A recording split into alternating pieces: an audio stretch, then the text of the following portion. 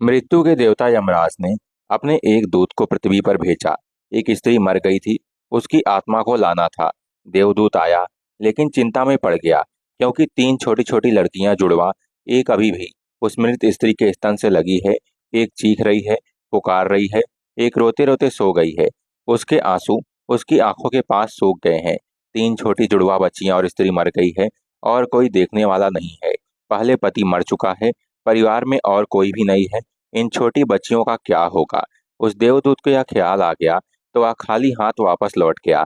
उसने जाकर अपने प्रधान को कहा कि मैं ना ला सका, मुझे क्षमा करें, लेकिन आपको स्थिति का पता ही नहीं है।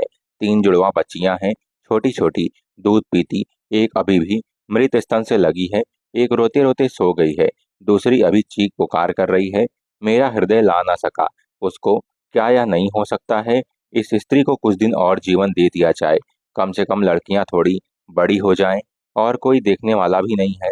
मृत्यु के देवता ने कहा, तू तो फिर बहुत समझदार हो गया, उससे ज्यादा। जिसकी मर्जी से मौत होती है, जिसकी मर्जी से जीवन होता है। यह तो तूने पाप कर दिया, और इसकी तुझे सजा जरूर मिलेगी। और सजा यह है कि तुझे पृथ्वी पर चले जाना पड़ेगा, और जब तक तू 3 बार न हंस लेगा अपनी मूर्खता पर, तब तक वापस न आ सकेगा। इस बात को थोड़ा समझना। 3 बार न हंस लेगा अपनी मूर्खता पर, क्योंकि दूसरे की मूर्खता पर तो सभी अहंकार के बस हंसते हैं, लेकिन अपनी मूर्खता पर हंसते हैं, तब अहंकार टूट जाता है। वह राजी हो गया दंड भोगने को, लेकिन फिर भी उसे लगा कि सही तो मैं ही हूँ, और हंसने का मौका कैसे आएगा। उसे जमीन पर फेंक दिया गया। एक मोची सर्दियों के दिन करीब आ रहे थे, और बच्चों के लिए कोट और कम्बल खरीदने शहर गया था, कुछ रुपए इकट्ठे करके। जब वह शहर जा रहा था, तो उसने राह के किनारे एक नंगे आदमी को पड़े हुए ठिठुरते हुए देखा। यह नंगा आदमी वही देवदूत था जो पृथ्वी पर फेंक दिया गया था। उसको दया आ गई, और बजाय अपने बच्चों के लिए कपड़े खरीदने के, उसने इस आदमी के लिए कंबल और कपड़े खरीद लिए। इस आदमी को कुछ खाने पीने को भी ना था, घर भी ना था, छप्पर भी ना था जहां रुक सके। तो मोची ने कहा कि अब तुम मेरे साथ ही आ जाओ, लेकिन अगर मेरी पत्नी नाराज हो, जो कि वह निश्चित होगी, क्योंकि बच्चों के लिए कपड़े खरीदने लाया था, वह पैसे तो खर्च हो गए। वह अगर नाराज हो, चिल्लाए, तो तुम परेशान मत होना, थोड़े दिन में सब ठीक हो जाएगा। उस देवदूत को लेकर मोची घर लौटा। न तो मोची को पता है कि देवदूत घर में आ रहा है, न पत्नी को पता है कि जैसे ही देवदूत को लेकर मोची घर में पहुंचा, पत्नी एकदम पागल हो गई, बहुत नाराज हुई, बहुत चीखी चिल्लाई, और देवदूत पहली दफा हंसा।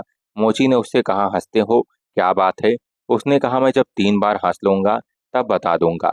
देवदूत हंसा पहली बार, क्योंकि उसने देखा कि इस पत्नी को पता ही नहीं है कि मोची देवदूत को घर में ले आया है, जिसके आते ही घर में हजारों खुशियां आ जाएंगी। लेकिन आदमी देख ही कितनी दूर सकता है। पत्नी तो इतना ही देख पा रही है कि एक कम्बल और बच्चों के कपड़े नहीं बचे। जो खो गया है वह देख पा रही है, जो मिला है उसका उसे अंदाजा ही नहीं है। मुफ्त घर में देवदूत आ गया है, जिसके आते ही हजारों खुशियों के द्वार खुल जाएंगे। तो देवदूत हंसा। उसे लगा अपनी मूर्खता, क्योंकि यह उसकी पत्नी भी नहीं देख पा रही है कि क्या घट रहा है। जल्दी ही, क्योंकि वह देवदूत था, 7 दिन में ही उसने मोची का सब काम सीख लिया, और उसके जूते इतने प्रसिद्ध हो गए कि मोची महीनों के भीतर धनी होने लगा। आधा साल होते होते तो उसकी ख्याति सारे लोक में पहुंच गई कि उस जैसा जूता बनाने वाला कोई भी नहीं है, क्योंकि वह जूते देवदूत बनाता था। सम्राटों के जूते वहां बनने लगे, धन अपरंपार बरसने लगा। एक दिन सम्राट का आदमी आया, और उसने कहा कि यह चमड़ा बहुत कीमती है, आसानी से मिलता नहीं, कोई भूल चूक नहीं करना, जूते ठीक इसी तरह के बनने चाहिए। और ध्यान रखना, जूते बनाने हैं, स्लीपर नहीं, क्योंकि रूस में जब कोई आदमी मर जाता है, तब उसको स्लीपर पहनाकर मरघट तक ले जाते हैं। मोची ने भी देवदूत को कहा कि स्लीपर मत बना देना, जूते बनाने हैं, स्पष्ट आज्ञा है। और चमड़ा इतना ही है, अगर गड़बड़ हो गई तो हम मुसीबत में फंसेंगे। लेकिन फिर भी देवदूत ने स्लीपर ही बनाए। जब मोची ने देखे कि स्लीपर बने हैं, तो वह क्रोध से आग बबूला हो गया। वह लकड़ी उठाकर उसको मारने को तैयार हो गया कि तू हमारी फांसी लगवा देगा, और तुझे बार बार कहा था कि स्लीपर बनाने ही नहीं है, फिर स्लीपर किस लिए? देवदूत फिर खिलखिलाकर हंसा।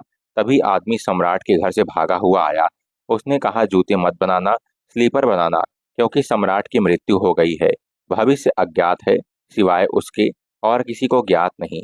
और आदमी तो अतीत के आधार पर निर्णय लेता है। सम्राट जिंदा था तो जूते चाहिए थे, मर गया तो स्लीपर चाहिए।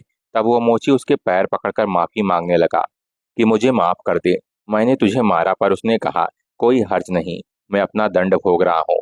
लेकिन वह हंसा आज दोबारा। मोची ने फिर पूछा, हंसी का कारण? उसने कहा कि जब मैं 3 बार हंस लूं तब बताऊंगा।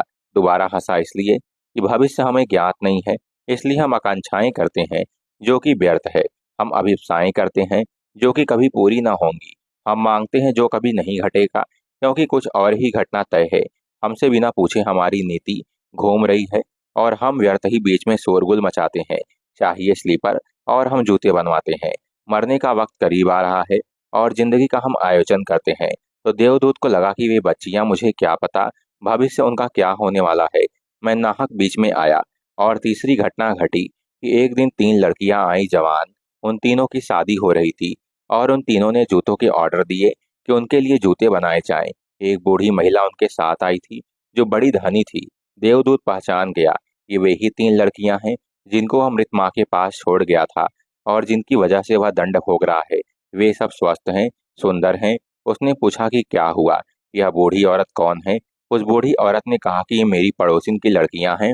गरीब औरत थी, उसके शरीर में दूध भी ना था, उसके पास पैसे लत्ते भी नहीं थे और 3 बच्चे जुड़वा।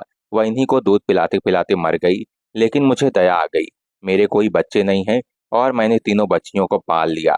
अगर माँ जिंदा रहती तो ये तीनों बच्चियां गरीबी, भूख और दीनता और दरिद्रता में बड़ी होती। माँ मर गई, इसलिए ये बच्चियां तीनों बहुत बड़े धन वैभव में, संपदा में पली। और अब उस बुढ़िया की सारी संपदा की यही 3 मालिक हैं और इनका सम्राट के परिवार में विवाह हो रहा है। देवदूत तीसरी बार हंसा और मोची को उसने कहा कि ये 3 कारण हैं। भूल मेरी थी, नियति बड़ी है और हम उतना ही देखते हैं जितना देख पाते हैं। जो नहीं देख पाते बहुत विस्तार है उसका, और हम जो देख पाते हैं उससे हम कोई अंदाज नहीं लगा सकते। जो होने वाला है, जो होगा। मैं अपनी मूर्खता पर 3 बार हंस लिया हूँ। अब मेरा पूरा दंड हो गया। अब मैं जाता हूँ। जो प्रभु करते हैं अच्छे के लिए ही करते हैं। हरे कृष्ण, राधे राधे।